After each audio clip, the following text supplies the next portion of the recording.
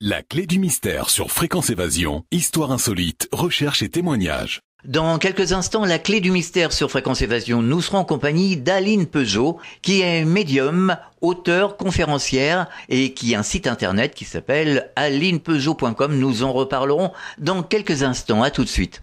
Réactualisez régulièrement toutes vos applications iPhone et Android sur les sites de Fréquence Évasion Radio et Monte Carlo Azur, fréquenceévasion.com, fréquenceévasion2.com et montecarloazur.com. Fréquence Évasion. Fréquence Évasion. La clé du mystère sur Fréquence Évasion, recherche et témoignages. Aline Peugeot, bonjour et merci d'être avec nous. Bonjour Alain, je suis enchantée, merci à vous. Avec plaisir. Alors on peut vous retrouver sur un site internet, c'est www.alinepeugeot.com. Nous en reparlerons tout à l'heure. Vous êtes médium, auteur, conférencière. Votre mission d'âme est de transmettre et d'éveiller les consciences. Quel a été votre parcours ? Ah, tout à fait. Alors mon parcours a été un peu atypique au départ. J'ai beaucoup expérimenté un peu dans tous les domaines. Et puis il y a à peu près 6-7 ans, j'ai eu un gros flash. Il fallait absolument que je me retourne vers la spiritualité. Que là était ma révélation. Et dans ma révélation, j'ai découvert qu'en fait, ce que je faisais depuis toujours, aider les gens, je le faisais mal à l'époque. Je m'y prenais pas bien du tout parce que j'étais un peu intrusive. J'étais un petit peu dans le forcing. Et dans la spiritualité, j'ai compris que c'était effectivement ma mission d'âme que d'aider mon prochain, mais pas en forçant, en étant beaucoup plus en harmonie. Et comme je l'étais pas à l'époque, je me suis harmonisée moi, allégée de pas mal de choses, et j'ai pu être beaucoup plus à l'écoute et efficace dans l'aide que je voulais apporter aux autres. Et comme moi, je me suis rendu compte que la reconnexion avec son âme était extrêmement libérateur, c'est ce à quoi je m'engage maintenant, essayer de reconnecter les gens avec leur âme pour les mettre sur leur parcours, sur leur mission, éventuellement s'ils l'acceptent, mais surtout pour qu'ils entendent leur propre leur propre soi profond. Quand on s'entend de ce côté-là, la vie est beaucoup plus légère, beaucoup plus harmonieuse, beaucoup plus facile à vivre. C'est plus de la survie, mais c'est véritablement une vie. Tout à fait. Alors vous êtes médium, comment avez-vous pris conscience de votre médiumnité ? Alors, ce qui est drôle, c'est que depuis toujours, je pensais que je fonctionnais avec quelque chose un peu à part. Je trouvais même les autres un petit peu feignants. Je me disais, punaise, ils font pas d'efforts, ils sont pas fut-fut. Et moi, c'était un mode de fonctionnement qui m'était normal. Je ne savais pas que c'était en fait dû à la médiumnité assez développée déjà chez moi. Je pouvais anticiper beaucoup de choses, beaucoup de situations.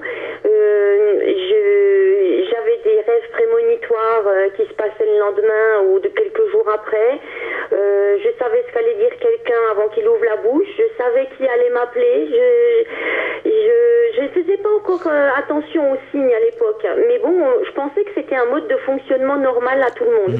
Et c'est seulement il y a 6 ans, quand j'ai lu, j'ai découvert ce que c'était. Et je me suis dit, mince alors, c'était ni plus ni moins que ça. Et j'ai aussi compris beaucoup de choses. Parce que j'avais des phénomènes assez effrayants quand j'étais plus jeune. Donc, vu que j'étais très mal dans ma peau, j'avais accès à du bas astral. Et donc, j'ai vu des choses assez effrayantes qui me rendaient malade de terreur. Et j'ai compris du coup.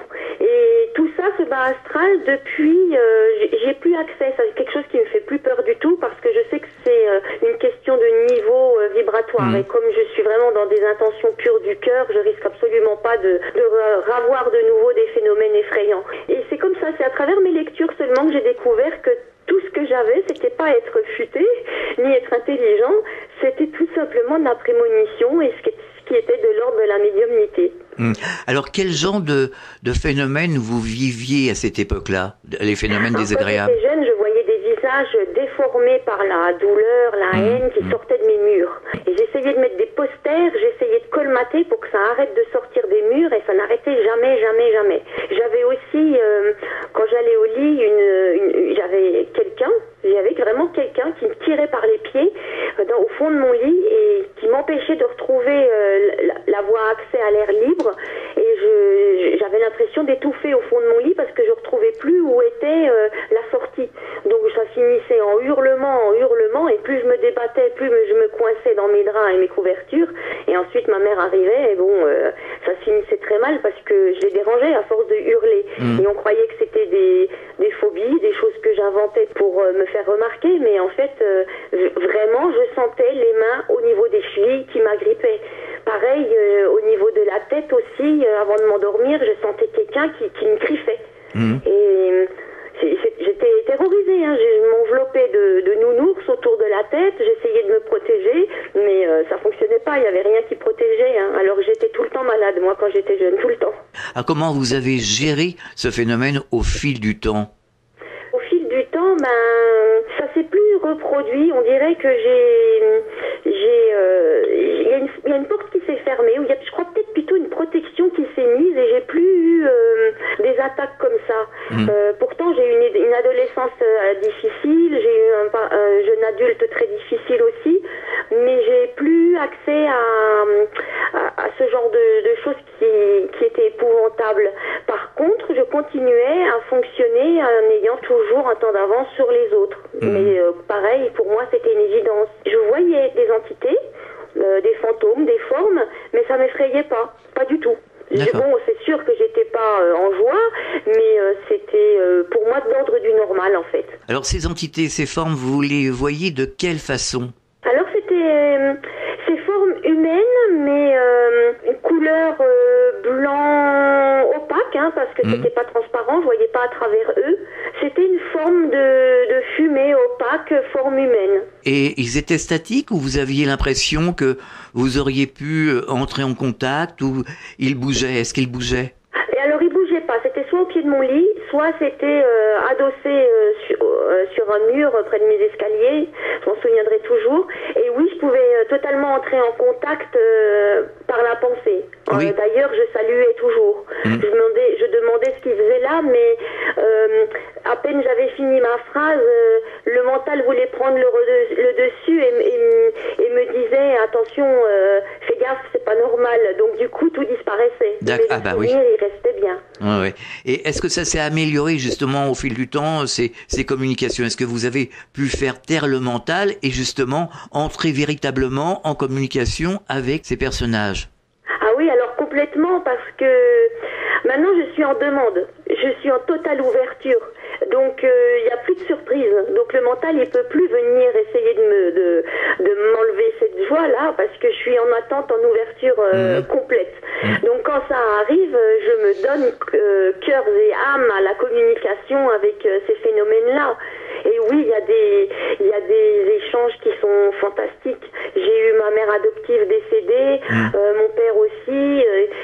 C'est des échanges, on peut pas dire qu'on échange comme avec quelqu'un d'incarné, mais il transmet par exemple, par surprise, mon père m'a mis en télépathie dans la tête une phrase typique qui disait tout le temps que j'avais complètement oublié. Et donc c'est le mélange de tout, cette sensation de présence, plus cette phrase télépathique qu'il m'a envoyée, donc je comprends tout de suite que cette présence c'est lui, et je souris également parce que ça répondait à une interrogation que j'avais depuis la matinée. Voilà, c'est des échanges qui se font comme ça, c'est pas des échanges où je discuterais avec quelqu'un comme ça. Est-ce que ces messages télépathiques, ça s'imprime dans votre tête, ou alors est-ce que ce sont des voix que l'on entend? Moi, une fois, j'ai entendu une voix qui m'a transpercé, mais une voix comme on se parle là, mais sauf que ça venait pas par les oreilles, ça venait de partout. Oui, alors les deux. Les deux. Oui. Alors ça se même trois maintenant. Il y a encore une autre façon qui est arrivée chez moi. Donc c'est vrai que c'est par télépathie. Donc il y a quelque chose qui s'inscrit, qui se met dans ma tête, que c'est pas de mon mental. Je sais pas, on a du mal à expliquer, mais c'est quelque chose qui se met dans la tête. Et il y a la voix, je l'ai entendue. J'avais demandé aux autres plans, poser une bonne question et j'attendais la réponse. On me l'a dit vocalement dans une oreille. Ça semblait tout proche au coin et en même temps ça semblait devenir de tellement loin. C'est vrai que ça avait une résonance métallique. C'était une voix d'homme. On aurait dit un robot, mais c'était pas assuré. En fait, c'est vraiment typique. Alors, vous pensez bien que je suis tout de suite allée sur Internet et essayé de décrypter un petit peu avec des mots, essayer de détailler ce que j'avais entendu, puis j'ai vu qu'il y en avait plein d'autres qui avaient entendu la même chose. Alors là, c'est l'euphorie, on est tout content, on se dit oui, c'est ça, il y en a d'autres qui l'ont entendu. Et effectivement, ça s'explique scientifiquement avec les vibrations des ondes que sont les voix, comment ils utilisent, eux, les ondes pour se faire entendre, et ça s'explique bien physiquement. Alors c'est très intéressant. Moi j'ai du mal à expliquer parce que je n'ai pas étudié tout ça profondément, mais c'est euphorique quand on voit que c'est explicable, que tout a un sens et qu'on n'a pas rêvé que oui c'est là, c'est bien là. Et la troisième façon aussi, c'est que en fait il parle à travers ma bouche comme s'il prenait possession de moi, mais moi je ressens rien de spécial si ce n'est que ma bouche parle pendant que ma tête elle examine ce que je dis. Elle a le temps de dire mais qu'est-ce que tu racontes là, d'où ça sort tout ça. Et en fait, quand j'ai des consultations qui se passent comme ça, le consultant me confirme en me disant mais moi je dis pardon, en général excusez-moi, c'est sorti tout seul, et ils me disent non mais c'était son expression favorite. Donc là je comprends en fait qu'on utilise ma voix, ma bouche pour communiquer, et mon cerveau lui il est complètement déconnecté et il assiste. Et ça c'est fantastique d'assister à quelque chose qui se passe en soi. Ouais. Est-ce que vous avez eu l'impression que depuis que vous les voyez, je vais pas dire physiquement, mais enfin en fantôme, en image, quand vous étiez beaucoup plus jeune, est-ce que justement la réceptivité s'est améliorée? Est-ce que vous les voyez mieux? Est-ce que vous voyez des couleurs? Est-ce que l'apparence a changé? Non, l'apparence n'a pas changé.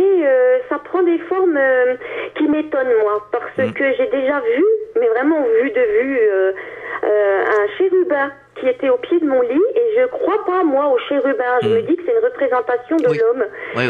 Pour moi, les anges, ça me plaît bien de les voir, bel homme, tenu, bien musclé, avec des belles ailes. Mais en fait, ce que j'ai vu de vue, alors que j'aurais préféré voir ça, un bel homme, avec des grandes ailes, j'ai vu un chérubin qui était penché au-dessus de moi à mon réveil. Et j'ai ouvert les yeux, et j'avais senti une présence, j'ai regardé, et j'ai cru que c'était mon gamin qui venait me réveiller, mais non, c'était vraiment un chérubin. Et ça, je me l'explique pas. Pourquoi, moi qui n'y crois pas, pourquoi on me l'a fait voir? Il vous envoie des images, il vous envoie des images, les images qui veulent bien vous faire voir. Voilà, oui, c'est ça.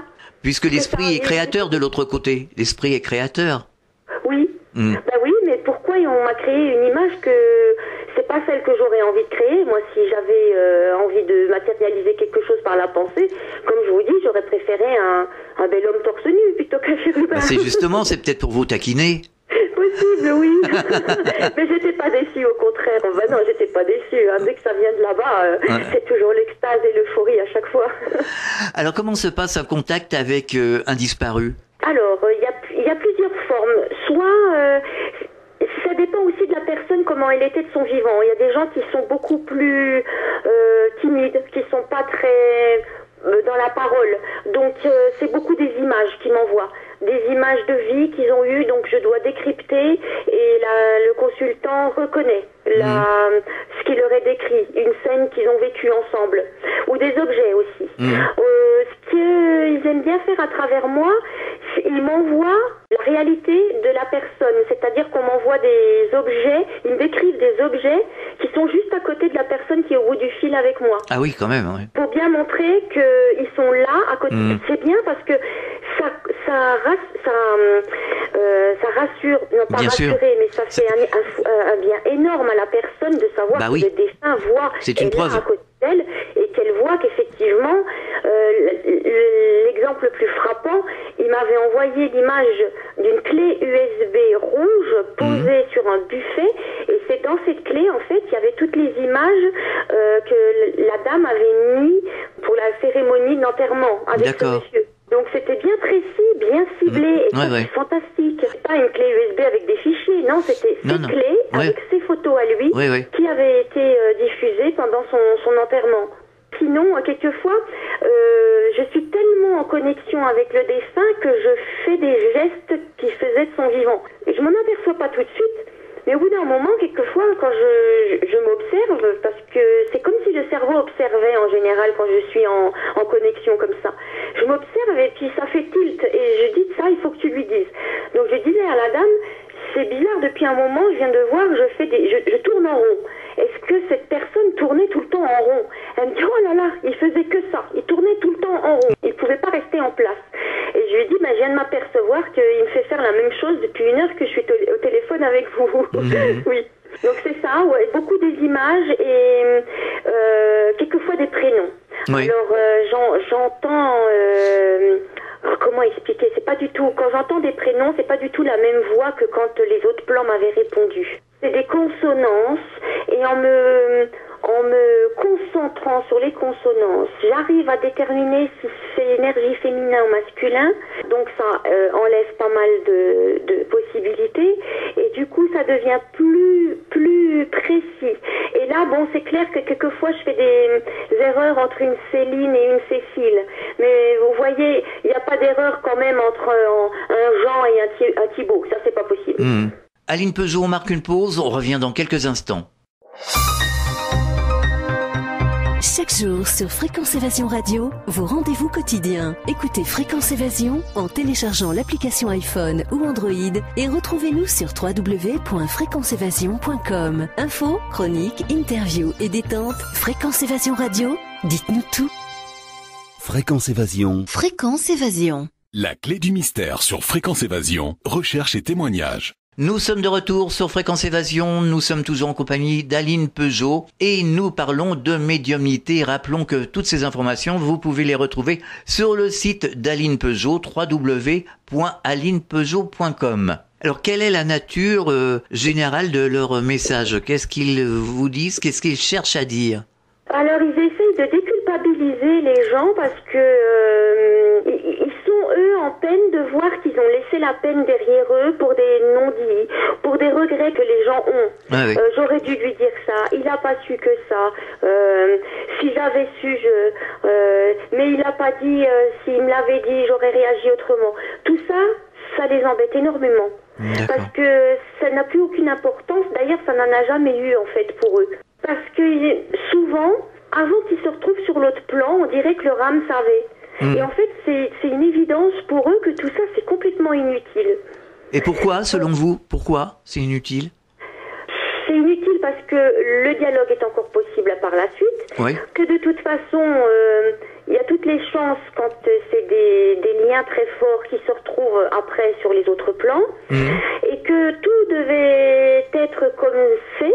Ils savent aussi que leur manière d'être partie a un sens pour la personne qui est restée, qu'elle doit évoluer et en apprendre là-dessus. Et ça n'a aucune forme d'importance pour eux-mêmes. Ils sont plus préoccupés pour le bien-être de ceux qui sont restés. Ouais. Et donc c'est important pour eux que eux se libèrent de ça.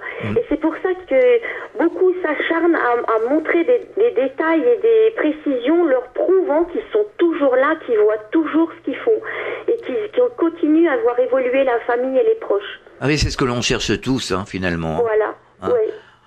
Et donc, vous avez des exemples flagrants de personnes qui sont venues justement vous voir pour contacter un des leurs? En général, c'est les consultants qui me disent, voilà, ça sera un contact défunt. Quand on m'envoie la photo, alors quelquefois, même la moitié du temps, tout paf, je reçois le prénom, je demande à la personne, est-ce que cette personne s'appelle comme ça? Elle me dit oui. Et j'ai dit d'accord, il est déjà là, elle est déjà bien en demande. Et cette personne m'avait aussi envoyé la cause de son départ. Donc je lui ai dit, est-ce qu'il est parti comme ça? Elle me dit oui. J'ai dit d'accord, donc c'est bien lui. Et cette personne insistait beaucoup, donc j'ai dit, on va pas garder le rendez-vous que j'ai donné dans plusieurs semaines. On va essayer d'aller avant parce qu'il va pas me lâcher. Ça va faire des interférences, je le sens, parce que entre-temps, j'avais essayé d'avoir un autre contact défunt et cette personne était toujours présente. Je sentais que les ressentis d'être d'urgence, voilà. Ça empêche d'être totalement à autre chose. Donc du coup, on avait fait, je me rappelle, ce contact défunt assez précipitamment parce que sinon j'aurais pas pu avancer. Sinon, moi qui ai eu des problèmes avec le côté parental, j'ai énormément de facilité à avoir des contacts défunts avec des mamans ou avec des mamans qui ont perdu des enfants et avec des papas aussi. Et souvent, j'ai eu la sensation d'avoir quelqu'un près de moi attend quelque chose, Et il n'y a pas longtemps, il y a une dame qui m'a contactée et paf, j'ai entendu c'est elle qu'on attendait. Et j'ai dit je vous attendais. C'est sorti tout seul.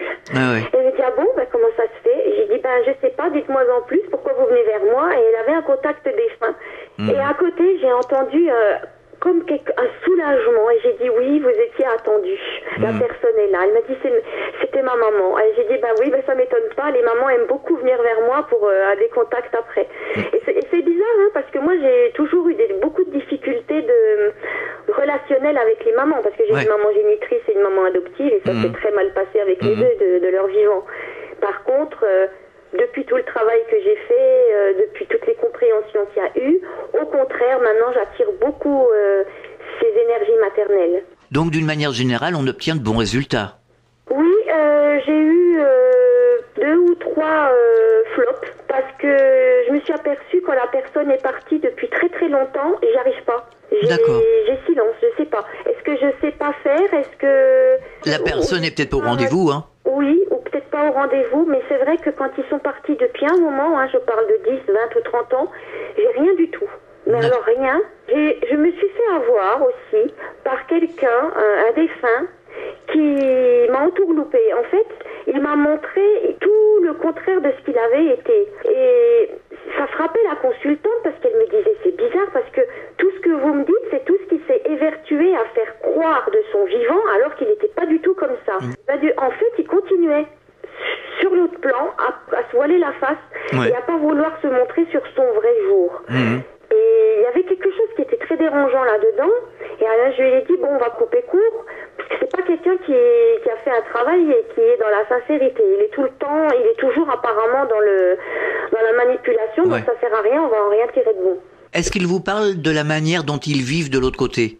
Non, il parle d'un état de libération, de bien-être. Il y en a qui m'ont parlé d'être encore en travail, d'avoir des regrets et qu'ils étaient encore en train de travailler dessus avant d'accéder pour aider, parce que c'était des gens qui voulaient aider les gens de leur vivant, qui le faisaient et qui voulaient encore le faire, mais ils m'expliquaient que non, ils devaient d'abord dépasser ce sentiment de regret qu'ils avaient eu par rapport à des choses qu'ils n'avaient pas bien faites en leur incarnation.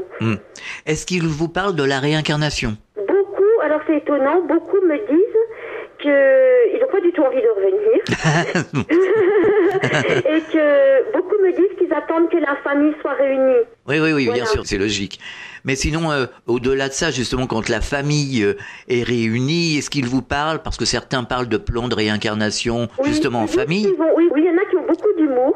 Et il y en a qui m'ont dit que ils n'allaient pas choisir ce rôle-là cette fois, qu'ils allaient en choisir un autre pour que l'autre comprenne. Ils ont de l'humour parce qu'ils n'ont aucune rancœur envers les personnes qui auront fait du mal dans leur famille. Par contre, ils ont l'humour à dire cette fois on va changer de rôle. C'est mieux, hein. Tant qu'à faire. Donc finalement, on a l'impression qu'ils sont libérés, qu'ils sont bien. C'est ce qu'on veut savoir, c'est est-ce qu'ils sont bien? C'est ça le principal. Le seul truc qui les empêche d'être bien, c'est la souffrance qu'ils laissent derrière eux. C'est fou. Et ça les enquiquine beaucoup. Ils appuient beaucoup là-dessus. Ils disent mais on est là. Et ça nous plombe les larmes. Ça nous plombe vos regrets. C'est pas facile, ça nous force c'est comme si ça retenait, ça alourdissait. Mais justement, le fait qu'ils se manifestent, qu'ils nous donnent des preuves, c'est pour libérer les autres et en libérant les autres, ils se libèrent eux-mêmes. Voilà, tout à fait. Voilà, ils n'arrêtent pas de dire votre évolution est la nôtre. Exactement. Voilà. Donc tout le monde s'entraide. C'est bien, c'est les mondes qui s'entraident les uns les autres. C'est pour ça que je me dis, mais bon sang, pourquoi nous sur Terre, on s'entraide pas les uns les autres? Exactement, ça c'est certain, oui. Voilà. Mais on y œuvre et j'y crois. Oui, même si je verrai peut-être pas, quand je verrai d'un autre plan, peut-être je reviendrai aussi. Mais peut-être pas en cette incarnation, mais j'y crois. J'y crois, de toute façon, c'est la seule façon c'est notre seule survie. Hein. Oui, exactement. Est-ce que vous donnez des conférences? Ah oui, et j'adore ça. Alors, beaucoup. Sur quel thème? Alors, les thèmes divers. J'ai beaucoup parlé d'un livre qui va sortir prochainement. Oui. Et donc, il y a beaucoup eu de conférences autour de ça.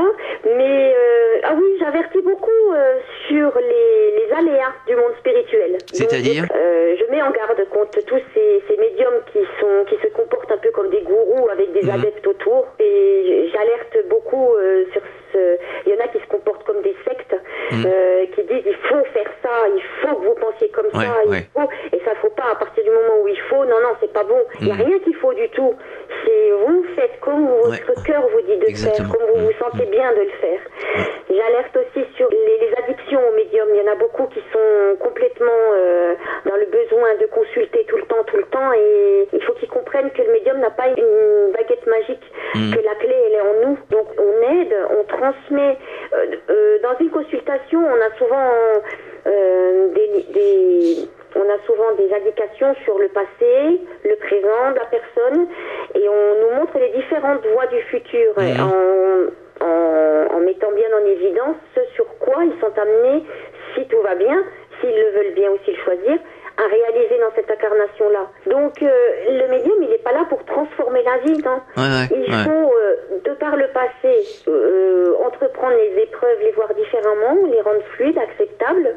Le présent, on peut prendre les bonnes décisions là pour déterminer ensuite l'avenir le plus approprié. Mais en aucun cas, le médium détient toutes les... Enfin, si, il y a les clés. Un bon médium vous donne toutes les clés, mais il ne peut pas ouvrir les oui, bien sûr. Oui, tout à fait. Et puis, alors, j'ai fait une émission récemment avec un médium sur les prétendus dangers de contacter les disparus. Des dangers qui... Autant on demande les disparus que nous, on est en demande de... Oui, mais les prétendus dangers qui n'existent pas réellement. Hein. Est-ce que vous en parlez de ça? Non, j'en parlais pas parce que ça me semble tellement évident que j'avais pas idée d'en parler. Mais pour moi, non, il n'y a aucun danger du tout. Le danger, il réside dans tout ce qui est magie noire.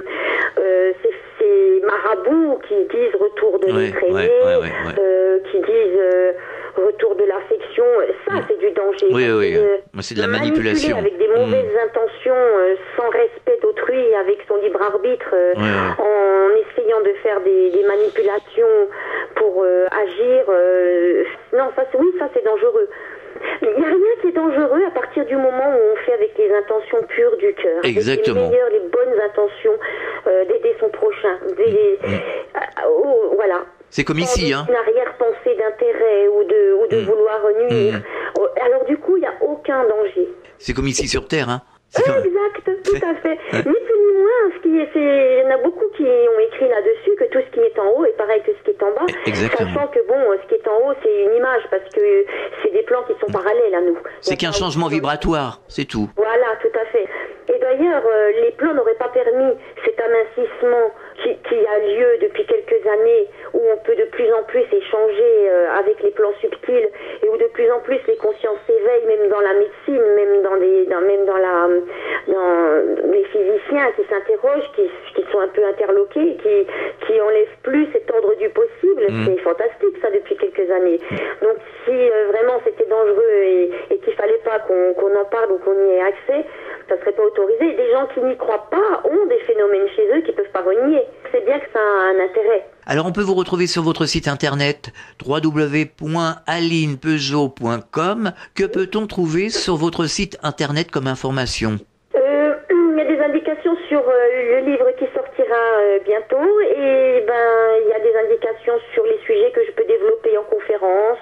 Si des gens veulent que j'écrive des articles dans des journaux spécifiques, que ce soit de l'ordre de la psychologie ou d'associations en aide aux personnes qui sont dans l'alcoolisme, dans la prostitution ou la violence conjugale, tout ça c'est des choses qui me tiennent à cœur pour l'avoir expérimenté, et donc je peux apporter ma contribution, un regard neuf dessus, pour aider toutes ces personnes en souffrance, leur montrer qu'on peut toujours s'en sortir, qu'on est entaché de rien, que quelque chose d'atroce au départ, ce qui nous sommes d'atroce, on peut en faire un formidable tremplin. Juste une dernière question, comment réagissent-ils les gens qui viennent vous voir en conférence?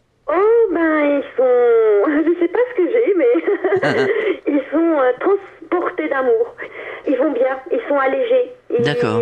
En fait, au lieu de faire de la médiumnité quelque chose de compliqué ou de quelque chose qui fait peur, d'anormal, j'en parle d'une façon tellement naturelle. C'est tellement une façon de vivre au naturel. Tellement tous on l'est, qu'en fait, ça les allège, ils se sentent transportés. D'accord. C'est quelque chose c'est un domaine qui leur est accessible, du coup. Ils le comprennent enfin, donc c'est merveilleux. Ah oui, c'est sûr. Aline Peugeot, merci d'avoir partagé cet excellent moment avec nous. C'était vraiment intéressant. Bon courage pour la suite et puis on se retrouvera prochainement de toute façon. Avec grand plaisir, merci. À très bientôt, au revoir. Merci, au revoir. Fréquence Évasion.